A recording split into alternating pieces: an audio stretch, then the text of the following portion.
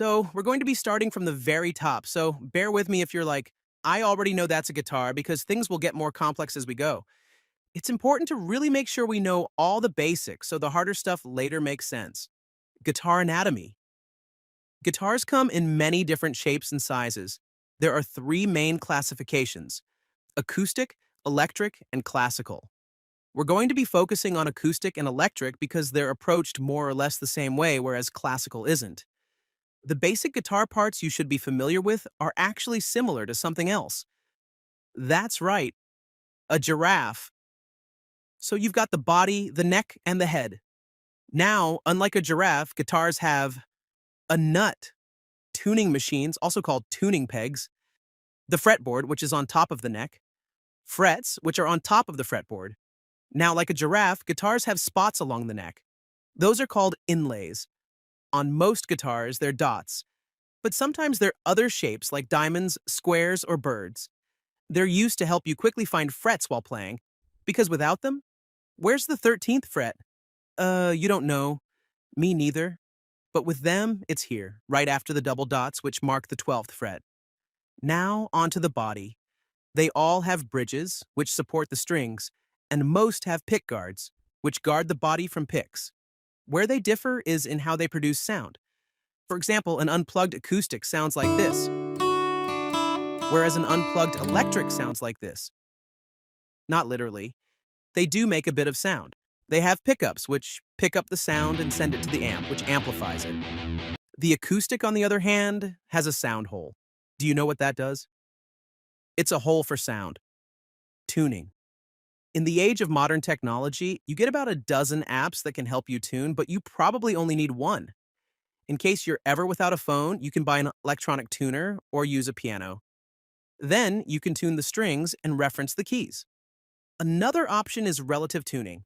That's when you tune the guitar to itself, basically working down from the sixth string to the first string, or the fattest string to the skinniest string. Play the fifth fret on one string, then tune the string below it to match the pitch, except for tuning the B string, which you match with the fourth fret of the G string. By the end, you should have a guitar that's perfectly in tune with itself. Before you play, let's start with sitting. Place the body of the guitar on your right leg, with your right arm placed over it in a way that supports it. The neck should stay parallel to the ground. Your left hand shouldn't have to support the neck in any way. If you're standing, you should use a strap, and it should be about the same height as when you're sitting down. Fretting. Fretting is what you do with your left hand on the fretboard. Each string produces a single note, which changes depending on what fret you play. Higher on the neck equals a higher note. Lower on the neck, sas, a lower note. If you play three or more strings simultaneously, that's a chord. Sometimes it seems easier to play a chord by contorting your hand in weird ways. It might be, but in the long term, it can lead to permanent injury, which is bad. So I might over-explain how to do it, but it's important.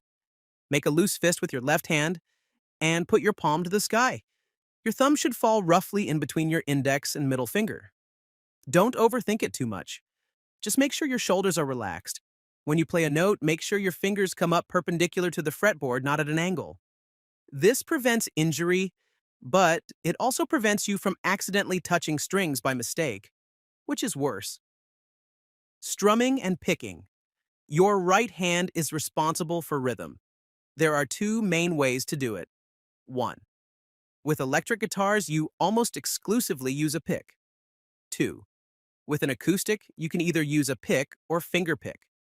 For finger picking, use your thumb to play bass notes, strings 6, 5, and 4, and use your index, middle, and ring fingers to play strings 3, 2, and 1, 1, respectively.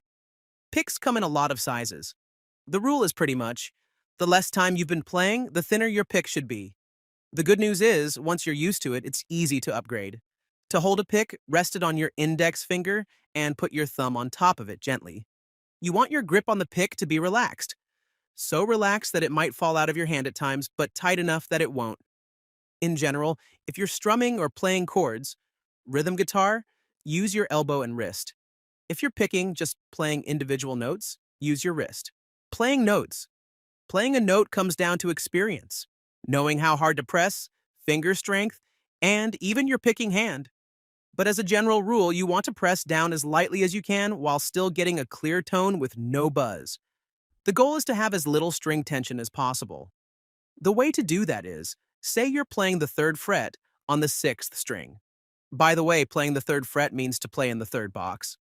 In the box, you want to place your finger as close to the third fret as you can without actually touching it. That's where the string has the least tension. Also, electric guitars have lower actions than acoustics. This means the strings are closer to the fretboard, which also means less tension. Reading tabs. Okay, time to play a note. You ready? Okay, play this one. So basically, how you read them. The bottom line corresponds to the sixth string, the thickest string.